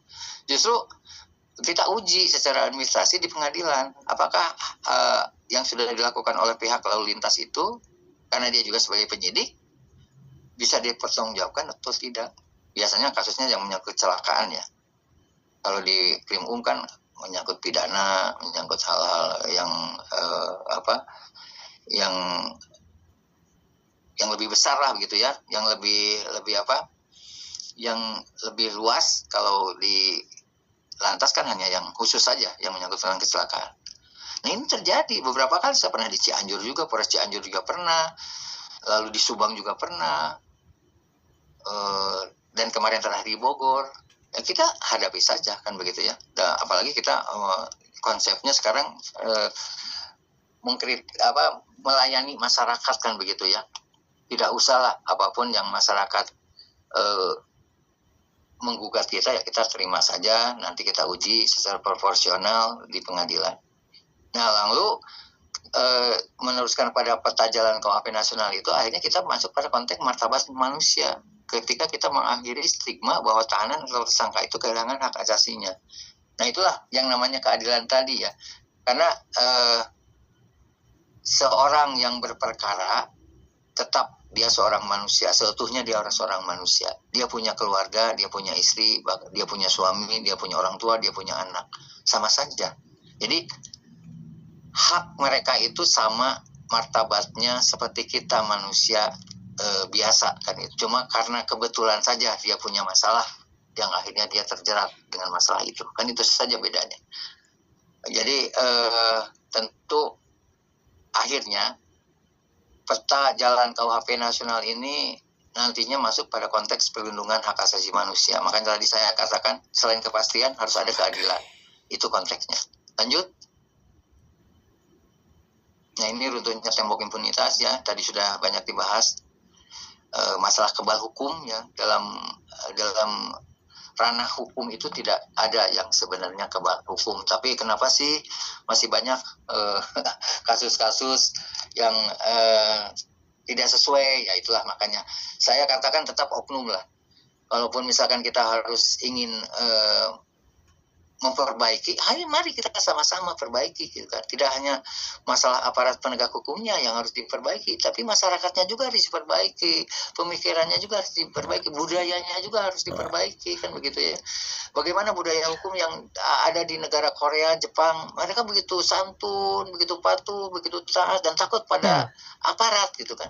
Padahal maaf saja ya, mereka kadang-kadang tidak beragama, banyak ateis di sana. Tapi kita yang banyak beragama di sini tidak memahami kan konsep itu. Nah ini juga menjadi yang harus kita bahas ya. Orang yang tidak beragama, ya saya kan ya alhamdulillah saya beberapa kali ke Korea ya, ke Jepang. Lalu saya bertanya, kamu agamanya apa? Saya tidak beragama Pak, saya ateis. Tapi kalau orang tua saya beragama, itu pun bukan agama yang ada di dunia, tapi agama nenek moyangnya. Tapi kenapa di sini yang namanya ketertiban itu bisa dirasakan sebagaimana mestinya, kebersihan, ketaatan dalam di jalan, ketaatan menghormati orang. Ya karena kami diajarkan adab kan begitu. Kami diajarkan budaya untuk menghormati orang lain, apalagi menghormati orang tua. Ya, umur. Jadi mereka juga sama seperti kita diajari, kita juga sama lah. Orang Indonesia itu diajari lah dari sejak lahir sampai dia sudah bekerja juga harus menghormati orang lain. Tapi konsepnya berbeda gitu. Saya pernah ketika di Korea, saya pernah melihat sendiri ya terjadi suatu tabrakan di jalan. Saya ingin lihat apa yang terjadi kan begitu ya. Kalau di Indonesia pasti sudah terjadi macam-macam lah, omongan-omongan kasar dan lain-lain pasti terjadi dulu kan begitu ya. Sampai sumpah serapah dan lain-lain. Tapi di sana ternyata tidak terjadi, bahkan keluarlah yang satu orang tua, yang satu orang muda. Jadi yang menabraknya itu orang tua. Apa yang terjadi? Itu yang si orang muda itu tidak ada yang namanya emosi. Dia justru menghampiri yang lebih tua dan membungkukkan badannya serta meminta maaf. Jadi yang minta maaf itu orang muda tua karena dia menghormati. Lalu disitulah baru orang tua mengatakan, maaf, saya menabrak Anda, tapi silakan nanti urusannya kita di asuransi saja. Nggak usah berdebat di jalan, nggak usah sampai gontok-gontokan. Nah itulah Anda. Dan selesai. Tidak ada yang namanya kata kasar atau apapun lah, perkelahian, apalagi perkelahian ya. Tapi kalau di negara kita masih ada kan fisik, ucapan verbal yang tidak kita inginkan kan gitu. Nah itu bedanya gitu. Padahal kita ya maaf saja ya, kita beragama, kita punya akidah, kita punya syariat, tapi tetap saja yang namanya sudah di jalan kadang-kadang yang namanya ilmu-ilmu agama yang sudah kita punya itu buyar kan gitu ya, dengan emosi yang ada. Tapi di sana tidak. Ya itu salah satu contoh ya, mudah-mudahan kita bisa bercermin lah. Nah, ini runtuhnya tembok imunitas ini sudah dibahas lah sebetulnya tadi ya, tapi intinya di sini kalau konteksnya jalur pidana tentu menyangkut pada hal-hal yang menyangkut fisik ya. Lalu jalur etika profesi, di sini kita punya jalur etika profesi dan disiplin ya di kepolisian. Saya yakin di instansi samping juga, jaksa kehakiman juga mereka punya ya. Lalu jalur administrasi ya, ada pemecatan, ada pencopotan, ada mutasi, demosi dan lain-lain. Lalu jalur perdata ya, ketika membayar ganti rugi material dan rehabilitasi nama baik, itu juga sudah tidak asing lah ya bagi kita. Lanjut. Nah, ini sintesisnya menuju sistem peradilan pidana yang berkeadaban. Tadi sudah beberapa kali disebutkan ya bahwa hukum pidana modern ini bukan sekedar mengatur bagaimana negara menghukum pelaku kejahatan, tapi bagaimana negara secara sadar membatasi diri melalui tangan aparatnya. Artinya kembali lagi kepada aparatnya. Apakah dia bisa melaksanakan tugasnya dengan baik? Apakah dia amanah kan begitu ya? Apakah dia bertanggung jawab ya dalam menjalankan tugasnya atau bagaimana? Jadi kalau melihat pada konteks sintesis di sini, ada penegak hukum, ada penjaga konstitusi, ada pelindung HAM yang nantinya hasil dari situ menjadi aparat penegak hukum yang profesional dan beradab. Lanjut.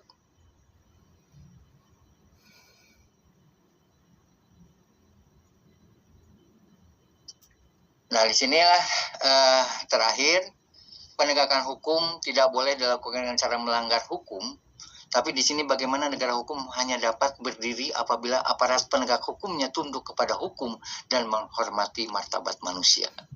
Jadi tentu ketika kita berbicara masalah perspektif hukum dalam konteks pembaruan hukum, tetap kita melihat bagaimana ketika hukum menghormati martabat manusia. Itu terakhir ya kalau tidak salah. Ada lagi tidak? Udah cukup ya? Betul Pak. Oke. Terima kasih semuanya. Mudah-mudahan edukasi ilmu ini bisa bermanfaat. Khusus kepada abang saya, Dr. Adi, dengan kantor hukumnya, Krishna Jai Law Firm ya. Terima kasih untuk kesempatan ini. Juga pada Mbak Ijra, terima kasih. Mohon maaf apabila ada kesalahan. Assalamualaikum warahmatullahi wabarakatuh. Terima kasih kepada Dr. Anang Usman SH MSI atas materi yang sangat bermanfaat dan inspiratif yang telah disampaikan. Selanjutnya kita akan memasuki sesi